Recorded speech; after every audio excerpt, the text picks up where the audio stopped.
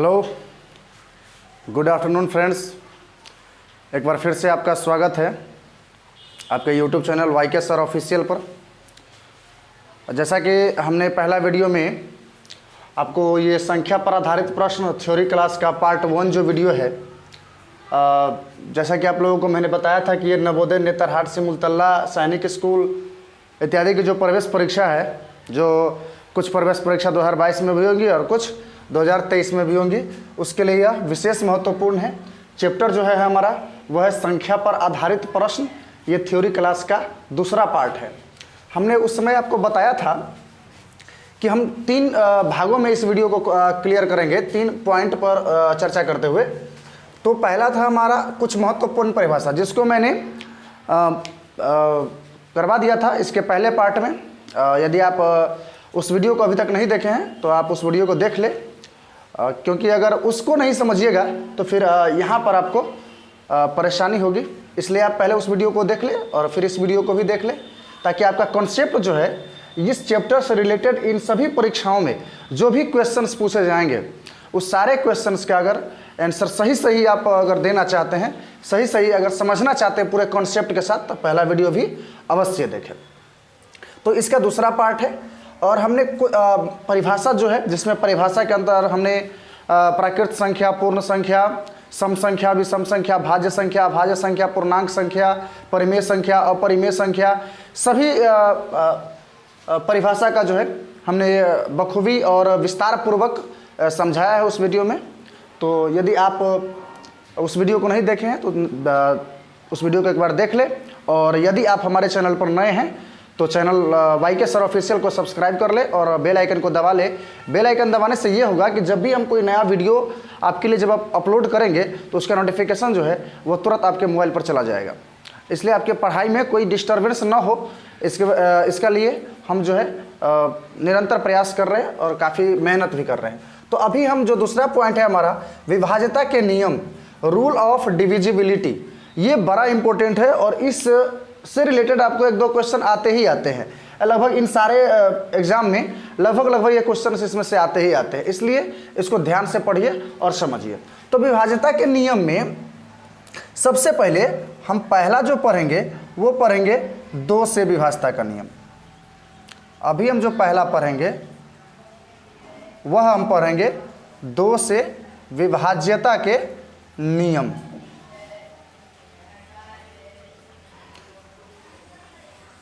चलिए, 1 से विभाज्यता का नियम इसलिए नहीं पढ़ेंगे क्योंकि 1 से सारे संख्या विभाजित हो जाते हैं। 1 से जितनी भी संख्याएं हैं वो सारे संख्या विभाजित हो जाते हैं, इसलिए हम 2 से विभाज्यता का नियम पढ़ेंगे। 2 से विभाज्यता का नियम क्या कह रहा है कि जिस संख्या का, यदि आप पहला वीडियो देखे होइएगा तो आपको याद होगा कि जिस संख्या का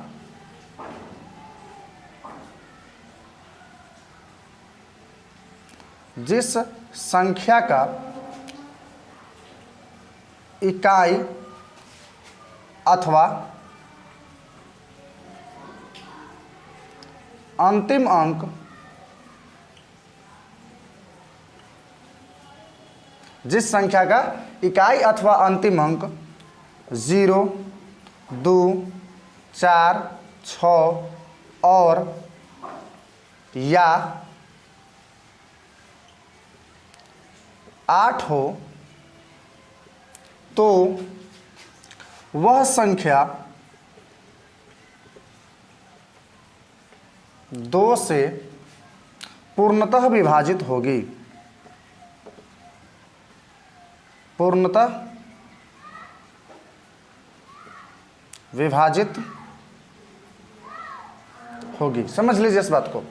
2 से विभाज्यता का नियम कहता है कि जिस संख्या का इकाई अथवा अंतिम अंक 0, 2, 4, 6 या 8 हो तो वह संख्या 2 से पूर्णतः विभाजित होगी। पूर्णतः विभाजित का मतलब यह है कि शेषफल शून्य हो जाना। जब आप किसी संख्या को 2 से भाग दे तो शेषफल शून्य जब हो जाएगा तो उसको कहा जाएगा कि वह संख्या 2 से पूर्णतः विभाजित है। अब इससे क्या होगा कि कोई भी संख्या हो, 2 अंकों की संख्या हो, 3 अंकों की संख्या हो, 4 अंकों की संख्या हो, 5 अंकों की संख्या हो या अधिक अंकों की संख्या हो, उसमें अगर कहेगा कि 2 से विभाजित, जैसे कि आप एक उदाहरण में इसको समझ लीजिए। जैसे कोई संख्या है ये जो है संख्या है 1 2 3 4 5 6 7 8 9 10, 10 अंकों की यह संख्या है। तो 10 अंकों की संख्या है। आपसे पूछेगा कि क्या यह संख्या 2 से विभाज्य है, तो आप क्या 2 से इसमें भाग देने जाइएगा? इतना समय नहीं रहता है। हम इसे क्या करेंगे, पहले इकाई अंक जो है उसको देखेंगे। यदि इकाई अंक इन अंकों में से कोई है, यानी 0 2 4 6 या 8, इन अंकों में से अगर कोई अंक लास्ट में है तो सीधा कह देंगे कि यह संख्या 2 से विभाजित है। यह संख्या क्या हो जाएगा, 2 से विभाजित हो जाएगा। तो इसको समझ गए आप, इसको याद कर लीजिएगा कि मेरे साथ पढ़ने का प्रयास करिए कि 2 से विभाज्यता के नियम, जिस संख्या का इकाई अथवा अंतिम अंक 0 2 4 6 या 8 हो तो वह संख्या 2 से पूर्णतः विभाजित होगी। चलिए अब आगे बढ़ते हैं अगला नियम पर, 3 से विभाज्यता का नियम। 2 से विभाज्यता का नियम हमने अभी पढ़ा, अब हम 3 से विभाज्यता का नियम पढ़ेंगे कि 3 से विभाज्यता का नियम क्या कहता है। तो 3 से विभाज्यता का जो नियम है वो ये कहता है कि जिस संख्या के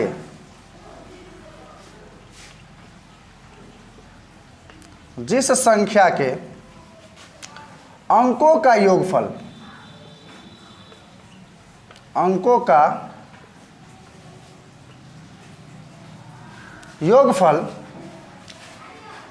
यदि 3 से विभाज्य हो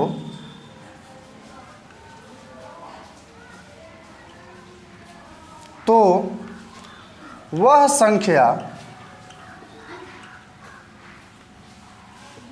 3 से विभाजित होगी। यानी जिस संख्या के अंकों का योगफल यदि 3 से विभाजित हो या विभाज्य हो तो वह संख्या 3 से पूर्णतः विभाजित होगी। यहाँ पे आप एक शब्द जोड़ सकते हैं, पूर्णतः, यानी पूरी तरीके से वह संख्या विभाजित हो जाएगी। अब हम आपको एक एग्जाम्पल आपको बताते हैं। जैसे कि कोई संख्या हम ले लेते हैं, जैसे कि अगर उदाहरण के तौर पर, उदाहरण जब तक नहीं समझिएगा तब तक कॉन्सेप्ट क्लियर नहीं होगा। उदाहरण में हम एक संख्या ले लेते हैं 726, ये एक संख्या है। तब इसके कॉन्सेप्ट को कैसे समझिएगा, तो जिस संख्या के, तो मान लीजिए संख्या 726 है, तो अंकों का योगफल, तो अंकों का योगफल मतलब क्या हुआ, संख्या 726 है लेकिन इसमें अंक कौन कौन है, 7 है, 2 है और 6 है। तो चूंकि योगफल कह रहा है तो योगफल से हम क्या करेंगे, तीनों को जोड़ देंगे। तो तीनों को जब जोड़ देंगे तो कितना हो जाएगा, 7 2 9 और 9 6 15। अब कह रहा है कि योगफल इन संख्या 726 के अंकों का योगफल कितना हुआ, 15। तो यदि 15 3 से विभाज्य होगी तब 15 को यदि हम 3 से भाग देंगे तो ये 3 5 15 कट जाएगा, 3 5 15, तो ये पूर्णतः विभाजित हो गया। तो अंकों का योगफल यदि 3 से विभाज्य हो तो 3 से तो ये पूरा पूरा कट गया, तो उस संख्या जो है वह, यानी तो वह संख्या 3 से पूर्णतः विभाजित होगी। यानी यह 726 जो है वो क्या हो जाएगा, 3 से पूर्णतः विभाजित हो जाएगा। 3 से यदि आप इसमें भाग दीजिएगा तो ये जो है, देखिए आपको करके एक बार दिखा देते हैं। 726 में यदि 3 से भाग दीजिएगा तो ये हो जाएगा 3 दूनी 6, ये घट के यहाँ पे 1 आ जाएगा, फिर यहाँ पे 2 आ जाएगा, ये 3 चौके 12 लग जाएगा, फिर ये शेषफल इसका 0 हो, ये जो अगला अंक 6 उतरेगा और 3 दूना ये 6 हो जाएगा। तो आपने देखा कि 3 से विभाज्यता का नियम जो है, 3 से जो है 726 पूर्णतः विभाजित, यानी शेषफल क्या आ गया इसका, शेषफल कुछ नहीं, यानी 0 आ गया शेषफल। तो यही इसी को तो पूर्णतः विभाजित कहते हैं। तो इतना लंबा करने जाएंगे सो इसी मन में ही कर लेंगे, 7 2 9 6 15 15, 3 से 3 5 15 हो गया, कट गया। इसका मतलब है कि यह 726 क्या हो जाएगा, 3 से पूर्णतः विभाजित हो जाएगी। चलिए, तो आपने ये भी समझ लिया। चलिए आगे हम बढ़ते हैं। अब हम पढ़ेंगे 4 से विभाज्यता के नियम। 4 से विभाज्यता के नियम 2 और 3 से हमने पढ़ा अभी, अब हम पढ़ेंगे 4 से विभाज्यता के नियम।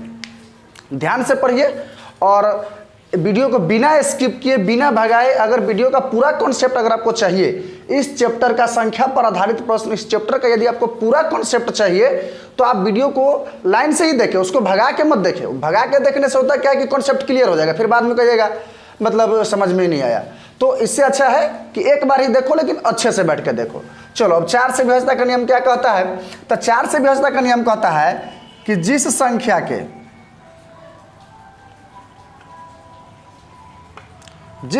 के अंतिम 2 अंकों से बनी संख्या, अंतिम 2 अंकों से बनी संख्या, अंतिम 2 अंक कौन कौन हो जाएगा? इकाई,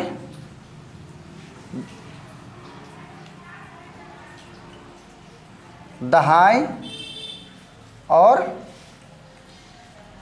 इकाई।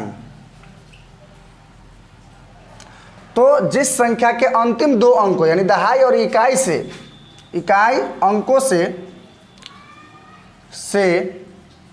बनी संख्या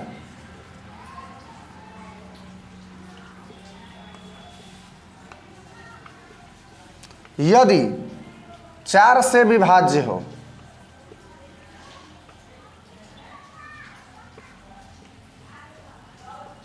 तो वह संख्या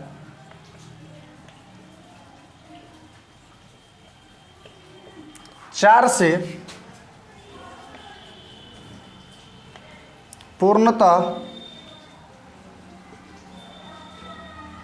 विभाजित होगी। समझ गए इस चीज को? एक बार फिर समझ लीजिए। जिस संख्या के अंतिम 2 अंकों, तो अंतिम 2 अंक कौन कौन होगा?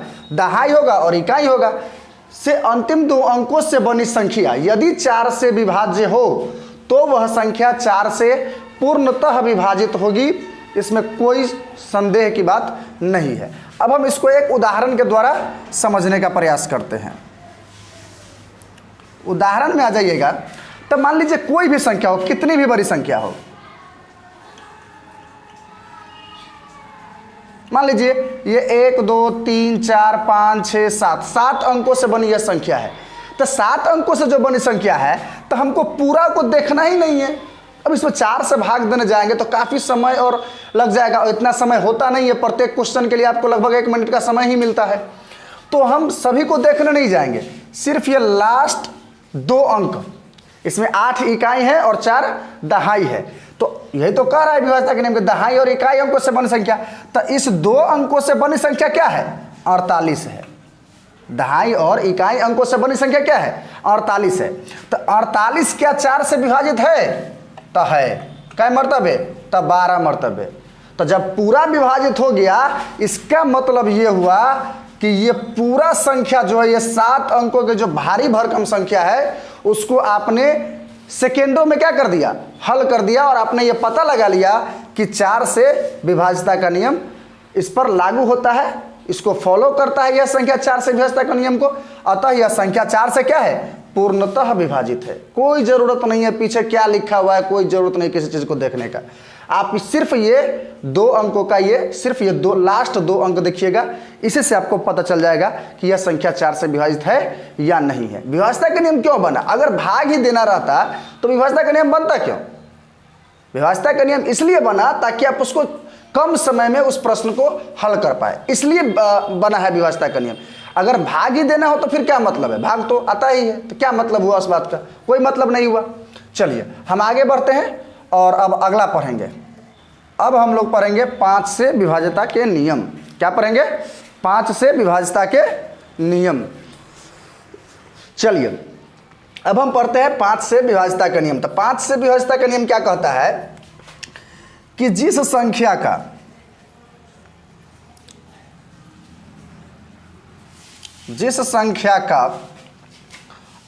अंतिम अथवा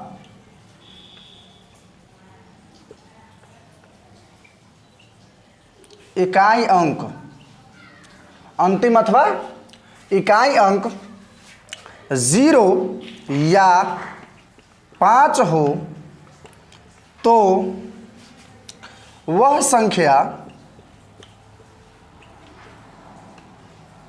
5 से पूर्णतः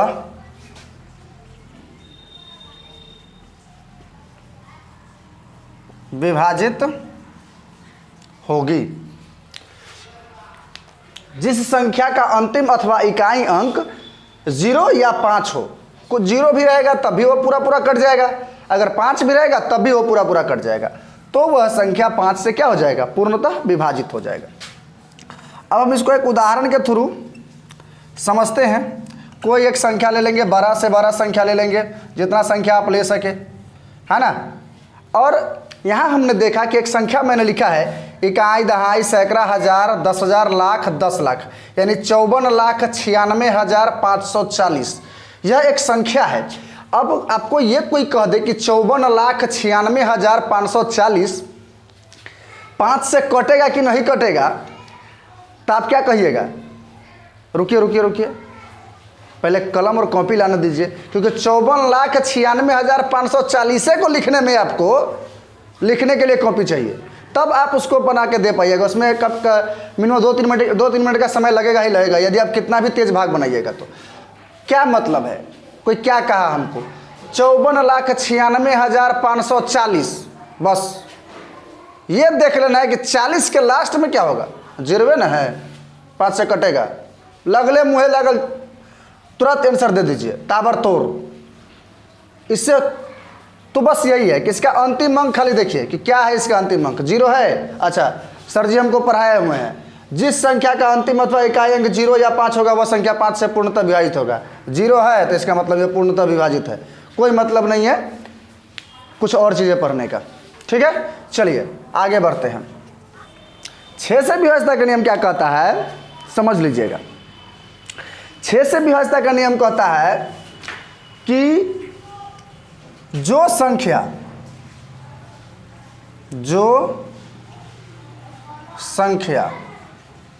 2 और 3 से विभाज्य हो, 3 से विभाज्य हो,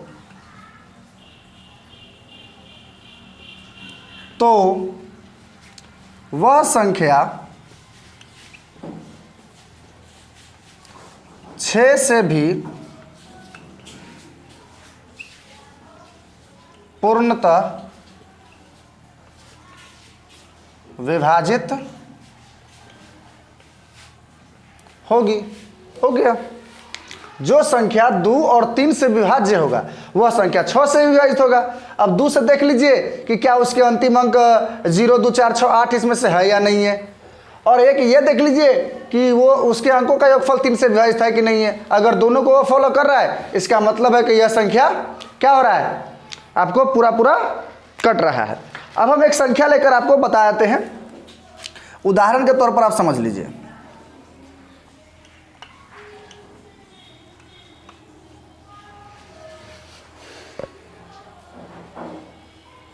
ये एक संख्या है 72,312, ये एक संख्या है। अब ये संख्या 6 से पूर्णतः विभाजित है कि नहीं है, तब पहले क्या कह रहा है कि पहले देखिए 2 से विभाजित है कि नहीं है, तो 2 से तब विभाजित है क्योंकि इसका इकाई अंक 2 है, और 3 से विभाजित है कि नहीं है, इसको देखने के लिए क्या करेंगे, इसको हम जोड़ लेंगे। तो 7 + 2 + 3 + 1 + 2, अब बटा में क्या 3, तो 7 2 9, 9 3 12, 12 1 13 और 13 2 15, 15/3 कट गया।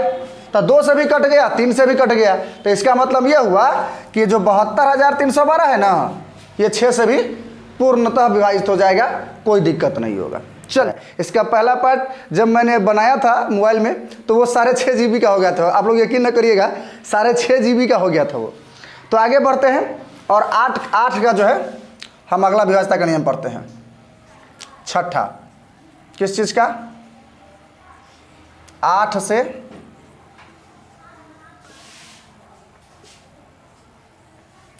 विभाज्यता के नियम। 8 से विभाज्यता का नियम क्या कहता है,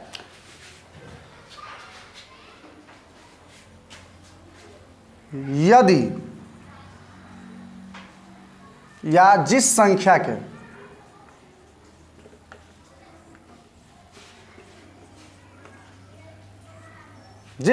के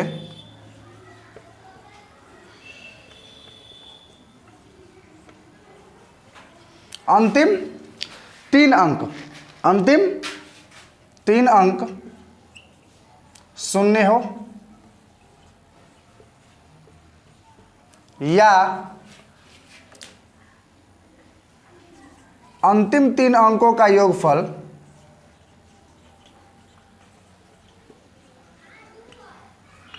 अंतिम 3 अंकों का योगफल 8 से विभाज्य हो, 8 से विभाज्य हो तो वह संख्या 8 से पूर्णतः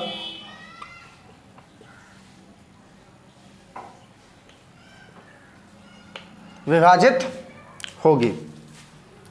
8 से विभाज्यता का नियम क्या कहता है कि जिस संख्या के अंतिम 3 अंक शून्य हो, यानी कोनो संख्या है तो उसका अंतिम 3 अंक यानी इकाई दहाई सैकड़ा के स्थान पर शून्य हो, या अंतिम 3 अंकों का योगफल 8 से विभाज्य हो, तो वह संख्या क्या हो जाएगा, 8 से विभाजित हो जाएगा।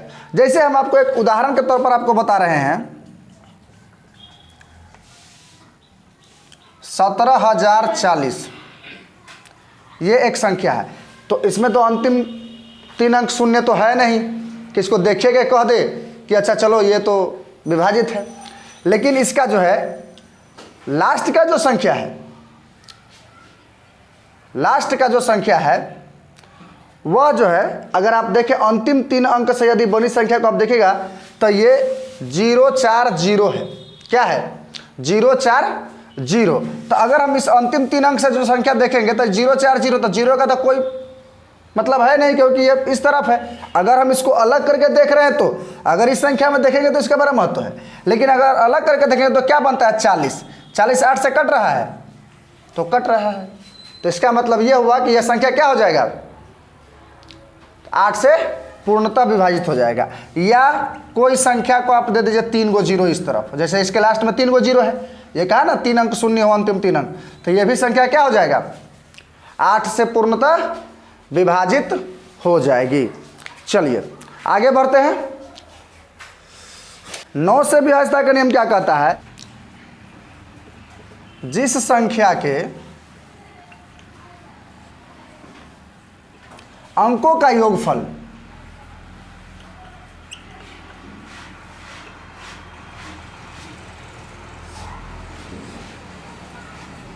जिस संख्या के अंकों का योगफल 9 से विभाज्य हो,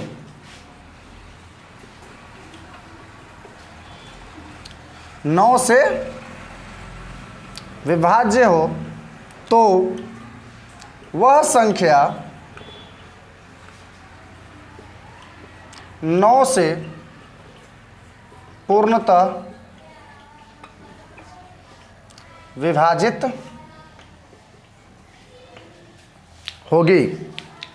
9 से विभाज्यता का नियम क्या कहता है कि जिस संख्या के अंकों का योगफल 9 से विभाज्य हो वह संख्या क्या हो जाएगा, 9 से पूर्ण रूप से विभाजित हो जाएगा। समझ गए। अब एक संख्या ले लेते हैं, उदाहरण के तौर पर आप समझ लीजिए। यह संख्या है 459। ये 9 से कट रहा है नहीं कट रहा है, इसको जांचने के लिए अंकों का योगफल कह रहा है, यहां देखिएगा। तो इसके अंकों को क्या कर लेंगे, जोड़ लेंगे। तो 5 4 9 और 9 और 9 18। क्या 18 9 से विभाजित है, तो है। इसका मतलब है कि 459 क्या है, 9 से पूर्णतः विभाजित है। चलिए अगला एक उदाहरण ले लेते हैं। 3222। इसको अगर अंकों का योगफल हम अगर जोड़े तो 3 + 2 + 2 + 2, 3 2 5 2 7 और 2 9। 9 से 9 भाग देंगे तो क्या मर्तबे कटेगा, 1 मर्तबे। इसका मतलब ये है कि ये संख्या भी जो है 3222, ये संख्या भी 9 से पूर्णतः विभाजित हो जाएगी। चलिए अब हम आगे बढ़ते हैं कि आप इसे एक अपने नोटबुक में नोट कर ले, मैथ का एक थ्योरी का कॉपी बना ले और चैप्टर का ऊपर नाम लिख ले, संख्या पर आधारित प्रश्न, और इसका थ्योरी क्लास जो है सबको एक जगह कॉपी में नोट कर ले। उससे क्या होगा, आपको बहुत हेल्प होगा और उससे आप अपनी पढ़ाई करें, तैयारी करें। जहाँ समझ में ना आए वीडियो को देखें, और वीडियो से समझने का प्रयास करें। फिर भी समझ में ना आए आप हमें कमेंट बॉक्स में कमेंट करें कि सर हमें ये चीज़ें समझ में नहीं आई है। अब हम पढ़ेंगे 10 से विभाज्यता के नियम। 10 से विभाज्यता का नियम क्या कह रहा है कि जिस संख्या का इकाई अंक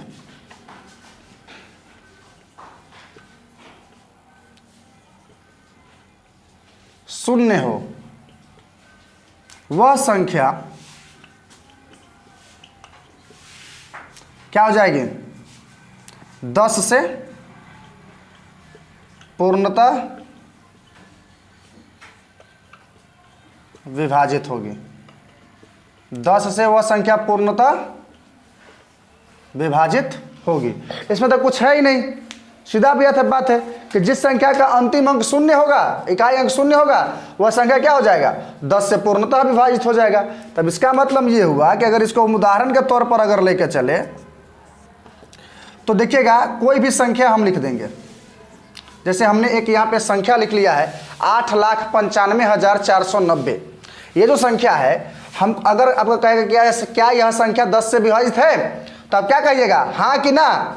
हाँ कहिएगा। अगर पूछेगा कैसे, तो आप कहिएगा क्योंकि इसका इकाई अंक 0 है, इसलिए यह संख्या 10 से पूर्णतः विभाजित है। चलिए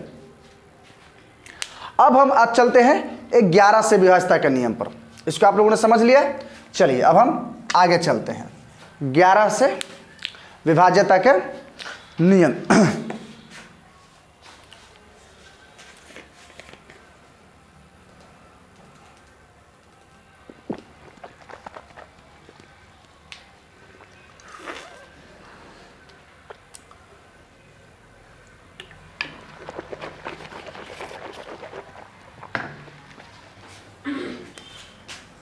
चलिए अब 11 से विभाज्यता के नियम पढ़ते हैं। यदि किसी संख्या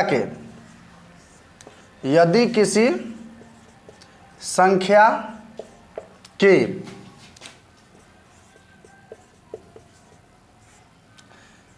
विषम स्थानों के अंकों का योगफल, विषम स्थानों के अंकों का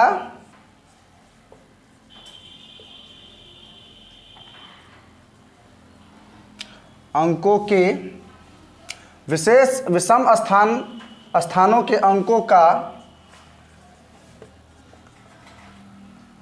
योगफल और सम स्थानों के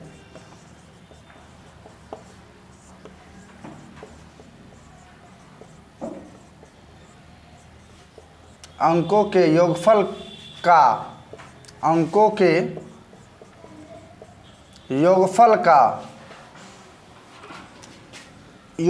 का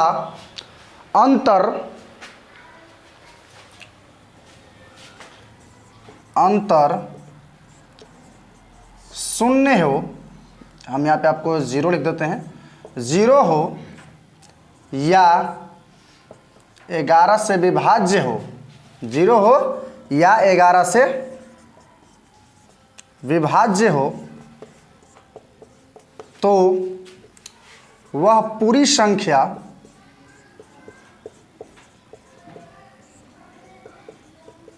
ग्यारह से पूर्णतः विभाजित होगी।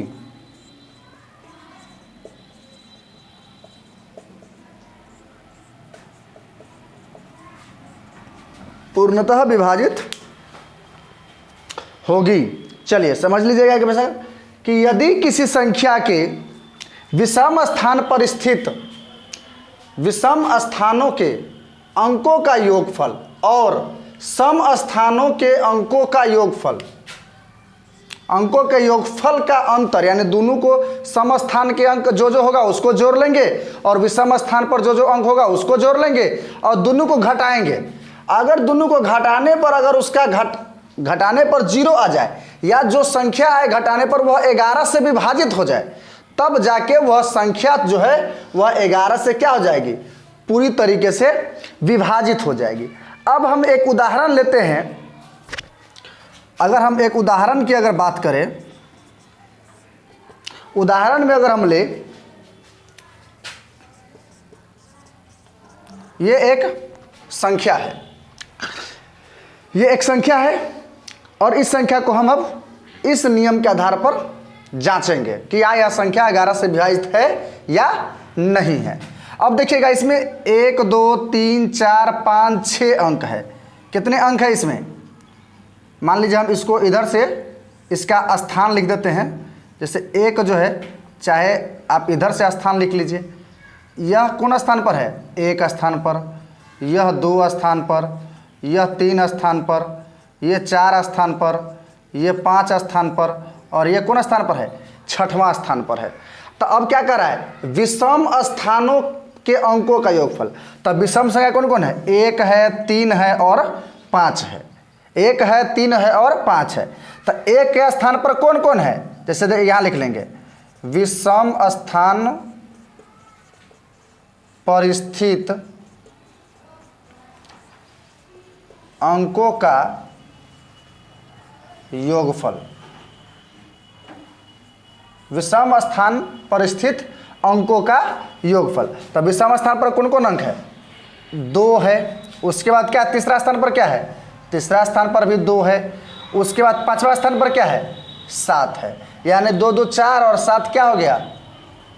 11। ठीक है, इतना समझ गए। अब कह रहा है सम स्थान के अंकों का योगफल। अब यहां पे हम लिख लेंगे सम स्थान पर स्थित अंकों का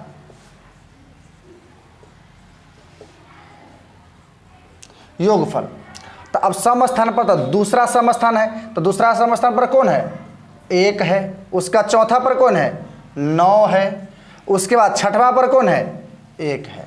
इसको भी जोड़ेंगे तो 9 1 10 और 1 हो गया 11। अब अगर हम दोनों को घटाएंगे, यहां हम इसको क्या कर लेंगे? का अंतर कह रहा है तो 11 माइनस 11, दोनों 11 11 ही आया है, तो शेष पर क्या आ गया? 0 आ गया। तो या तो ये 0 होगा या नहीं तो यहाँ जो संख्या आएगा वह 11 से विभाज्य होगा। तब जाके इसका मतलब यहाँ पे शेषफल कितना आ गया? 0। तो नियम तो कह ही रहा है कि 0 आएगा तो ये हो जाएगा। तो ये संख्या क्या हो जाएगी? 11 से पूर्णतः विभाजित हो जाएगी। चलिए अब हम इसे क्या करते हैं? मिटा देते हैं और अपने तीसरे पॉइंट पर चलते हैं। तो इस तरह से विभाज्यता के आपके नियम जो है वो कंप्लीट हो गए, परिभाषा भी कंप्लीट हो गया और विभाज्यता का नियम भी कंप्लीट हो गया। तो ये हॉट ट्रिक जो है, ये अब हम हॉट ट्रिक पढ़ेंगे कि ये क्या है। इसके अलग अलग कई तरीके इसमें सवाल आपसे पूछे जाएंगे और कई तरह के जो है आप इसको, जैसे ट्रिक में अगर आपसे कोई सवाल ऐसा पूछ दे, ट्रिक नंबर में हम पहला पढ़ेंगे। अगर कोई सवाल आपको इस तरीके से रहे, A भागा B भागा C भागा D, ये ट्रिक है। इस पर हम आपको एक सवाल भी बनाकर उदाहरण के द्वारा समझाएंगे। अगर इस तरह का लगातार भाग की प्रक्रिया अगर हो, लगातार यदि भाग की प्रक्रिया हो, तो इसके लिए आप ट्रिक का जो इस्तेमाल करिएगा वो A बटा में B गुने C गुने D हो गया। अगर इधर भागा E भागा F भागा G भागा कुछ हो रहा था, आप सीधे क्या करिएगा? A बटा B गुने C गुने D। अब इस पर हम एक आपको उदाहरण के तौर पर हम आपको एक सवाल हम बना के समझा रहे हैं, समझिएगा इस चीज़ को। जैसे एक सवाल है, इसका एग्जाम्पल है यह। जैसे इसका एक एग्जाम्पल है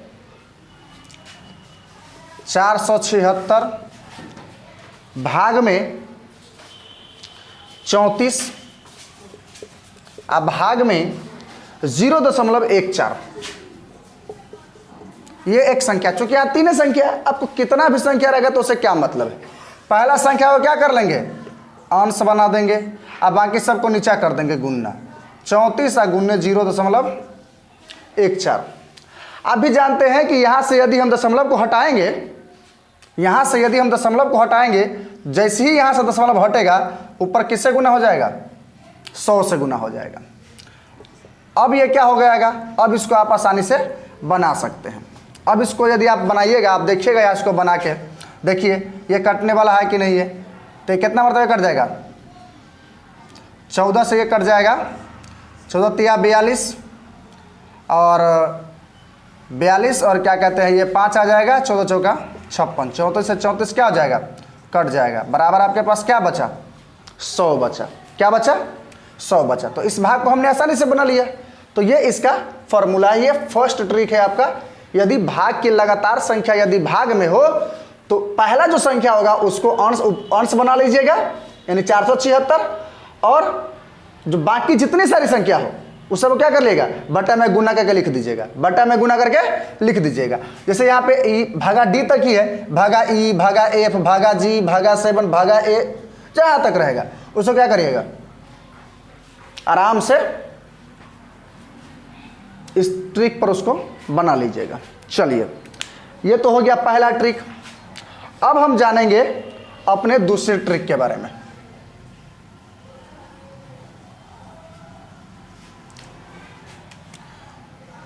दूसरा ट्रिक क्या कह रहा है कि यही संख्या यदि भिन्न में हो, यही संख्या यदि भिन्न में हो, जैसे 1/a भागा 1/b भागा 1/c भागा 1/d, इस तरीके से अगर कोई संख्या आपके पास पहुंचे तो इसके लिए जो आप ट्रिक का इस्तेमाल करिएगा वो आपका जो ट्रिक होगा ये होगा 1/a गुन्ने b गुन्ने c गुन्ने d हो गया, 1/a गुन्ने b गुन्ने c गुन्ने d। इसी ट्रिक का आप उपयोग करिएगा। एक उदाहरण के तौर पर हम आपको एक समझा रहे हैं इस सवाल को। यहाँ पे उदाहरण के तौर पर समझिएगा, एक सवाल है 1/2 भागा 1/4 भागा में 1/8। ये 3 संख्या है, चौथा रहेगा, पांचवा रहेगा, छठा रहेगा, क्या मतलब है। इस ट्रिक में हम इसको बना लेंगे, पहला संख्या को 1/2 को 1/2 लिख देंगे, अब बाकी क्या कर लेंगे 4 गुने 8। आखिर c का मान जो है वो 4 ही न है, d का मान 8 ही न है, a का मान 2 ही न है। अब यहाँ समझिए अब यहाँ समझिएगा, तो ये क्या हो जाएगा 2 दूने 4 और इसका आंसर क्या हो जाएगा 16, क्या हो जाएगा इसका आंसर हो जाएगा। तो इस प्रकार से ये 2 ट्रिक आपको समझ में आ गया होगा। इस पर आप क्या करिएगा, हम आपको अभी जितने सारे ट्रिक लिखवाएंगे सभी ट्रिक पर आप अपने हिसाब से 5-5 सवाल लिख के बनाइएगा। वैसे हम इसका एक्सरसाइज का वीडियो जल्दी आपके पास लाने का प्रयास करेंगे। तो ये 2 ट्रिक आप लोगों ने समझ लिया। अब कुछ ट्रिक और समझते हैं। यहाँ से आ जाइए, अब ये 2 यहाँ, अब यहाँ से आ जाइए। तीसरा ट्रिक क्या है, तीसरा ट्रिक कह रहा है लगातार n तक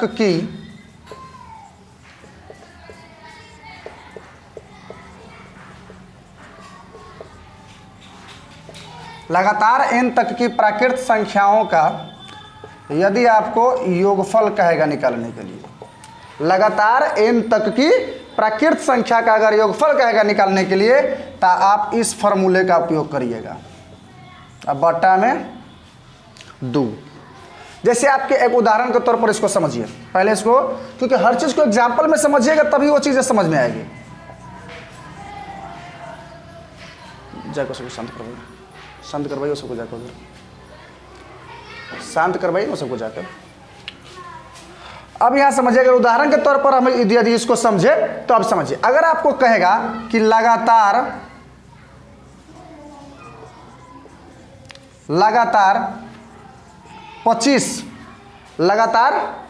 25 प्राकृत संख्याओं 25 तक की प्राकृत संख्याओं का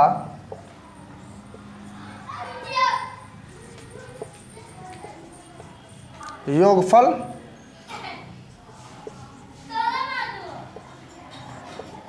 निकाले।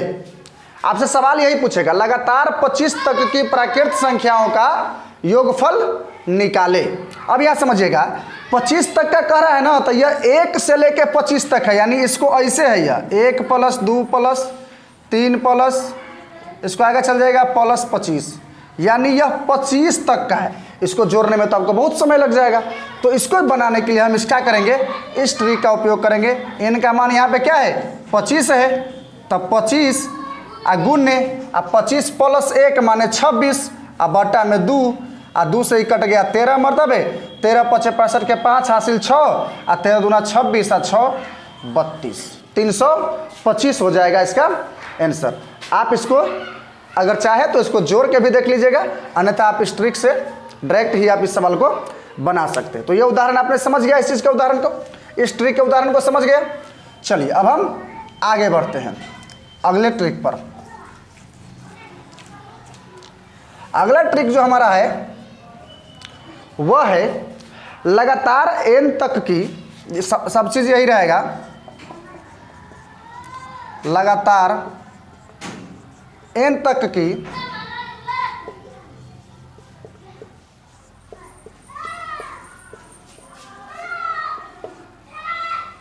प्राकृत संख्याओं के वर्गों का योगफल बराबर।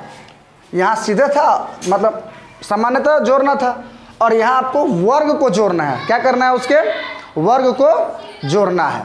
तो इसका जो ट्रिक हो जाएगा वो हो जाएगा n × n + 1 और इंटू 2n + 1। आप बट्टा में दे दीजिएगा 6, बट्टा में दे दीजिएगा इसको 6। ये है आपका ट्रिक। लगातार n तक की प्राकृत संख्याओं के वर्गों का यदि योगफल आपसे पूछेगा कि उस संख्या के वर्ग, यानी अगर मान लीजिए कि अगर 25 तक का आपसे पूछेगा, कहाँ तक का पूछेगा? 25 तक के वर्ग का योगफल, 25 तक के वर्ग का योगफल यदि आपसे पूछेगा लगातार, ये याद रखिएगा, लगातार शब्द रहना चाहिए। अगर पूछेगा तो इसका मतलब ये हुआ कि आपसे यह पूछ रहा है 2 का स्क्वायर + 3 का स्क्वायर + 4 का स्क्वायर + 5 का स्क्वायर। आप प्लस में इधर आ जाएगा तो 25 के स्क्वायर, यानी आपसे इनडायरेक्टली यह चीज़ पूछा जा रहा है। तो इस तरह का सवाल भी आपसे पूछा जा सकता है। जरूरी नहीं है कि आपको ये ट्रिक, आपको ये दिमाग लगाना होगा कि चूंकि ये लगातार 25 तक की संख्याओं का वर्ग पूछ रहा है, तो आपके दिमाग में तुरंत ये ट्रिक आना चाहिए। ये वाला ट्रिक, ये जो ट्रिक है ये तुरंत आपके दिमाग में आ जाना चाहिए। इस चीज़ को यहाँ समझिए। n × n + 1 तो है, यानी 25 × 25 + 1 इंटू है 2 × 25 + 1 है, अब बट्टा में 6 है, यानी 25 तो ही होगा ही। अब 25 × 1 = 26 गुने 25 दूना 50 50 × 1 = 51, 51 बटा ये हो जाएगा आपका 6। अब देखिएगा दो से जो है आपका, दो से या दूध से 2 × 6 और 2 से आपका हो जाएगा 13 दूना 26, 3 से हो जाएगा 17 × 51। अब इसे गुना कर लीजिएगा, 17 × 13 × 25, इसका मान जो भी आएगा वही आपका आंसर हो जाएगा। चलिए इस ट्रिक को भी आपने समझ लिया। अब हम अगले ट्रिक पर चलेंगे। अब हम पांचवा ट्रिक है लगातार n तक की प्राकृत संख्याओं के घनों का योगफल। लगातार n तक की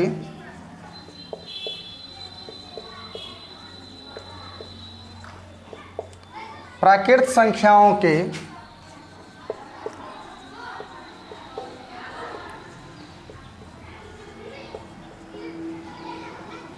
घनों का योगफल। तो इसका जो फॉर्मूला हो जाएगा ये हो जाएगा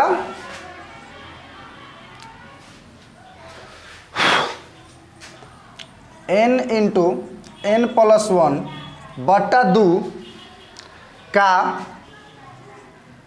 होल स्क्वायर, n × n + 1 बटा 2 का होल स्क्वायर। यानी अगर आपसे यहाँ पूछ दे कि अच्छा बताइए कि लगातार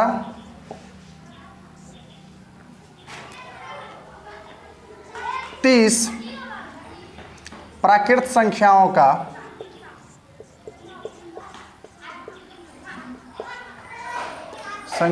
के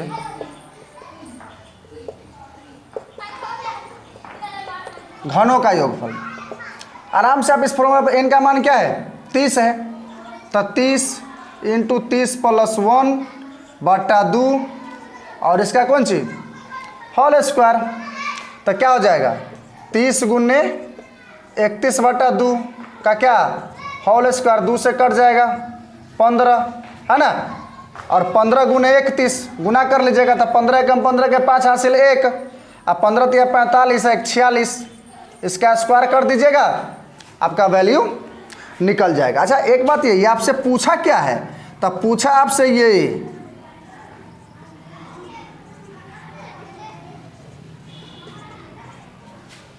सोचिए कि आपको कितना निकालना पड़ता।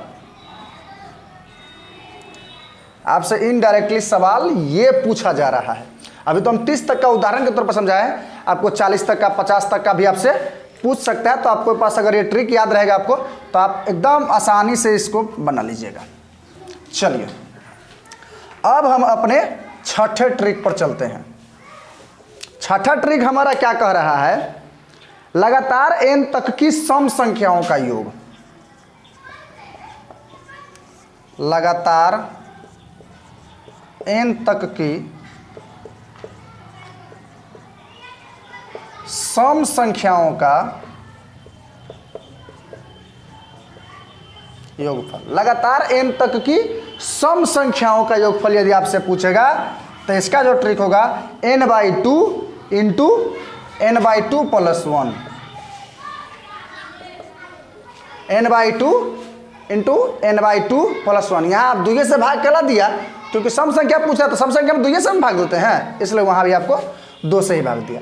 आपको कहेगा लगातार 5 तक की सम संख्याओं का क्या करिए, योगफल निकालिए। 5 तक, लगातार 5 सम संख्याओं का, लगातार 5 सम संख्याओं का।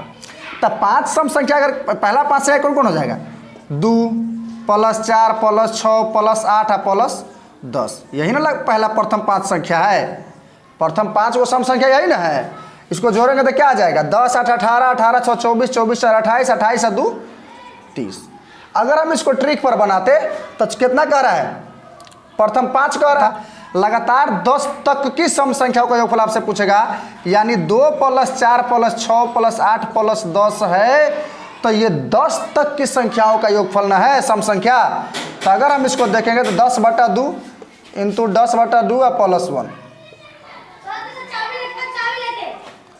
10/2 गुने हो जाएगा 12 और बट्टा में 2, 2 से 2 पंचे 10 और 2 से 2 छके 12। इसका भी मान कितना आ गया, 30 है। तो इसके द्वारा इस तरह से हम इसको आसानी से क्या कर सकते हैं, बना सकते हैं। चलिए अगला ट्रिक हमारा है,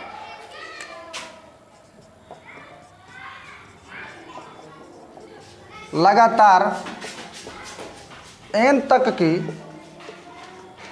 विषम संख्याओं का योगफल।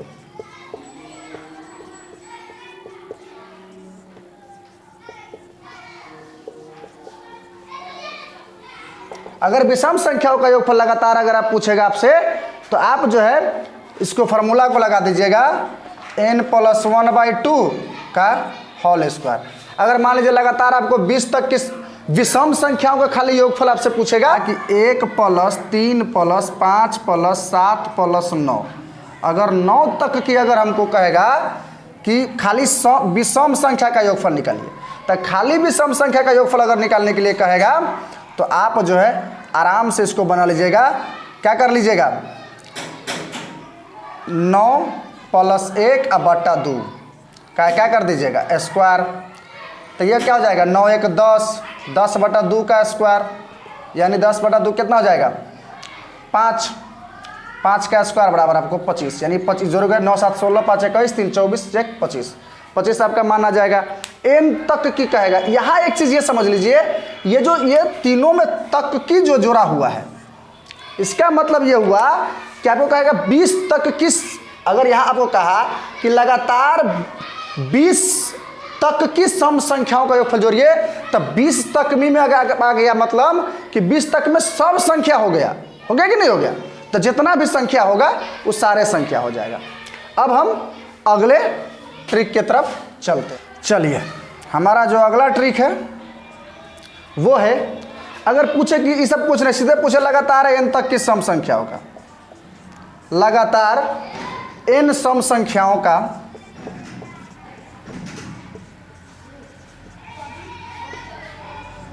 n सम संख्याओं का योगफल। आपसे अगर ये पूछे लगातार n सम संख्याओं का योगफल यदि आपसे पूछेगा तो n इंटू n प्लस 1, सीधे यहाँ तक की शब्द नहीं जुड़ा हुआ है, ध्यान रखिएगा ये बात। सीधे n लगातार 5 तक की सम संख्याओं का योगफल, 5 इंटू 6 30, लगातार n तक की विषम संख्याओं का योगफल, है ना। यहाँ पे 9वां आपका ट्रिक है, लगातार n विषम संख्याओं का योगफल।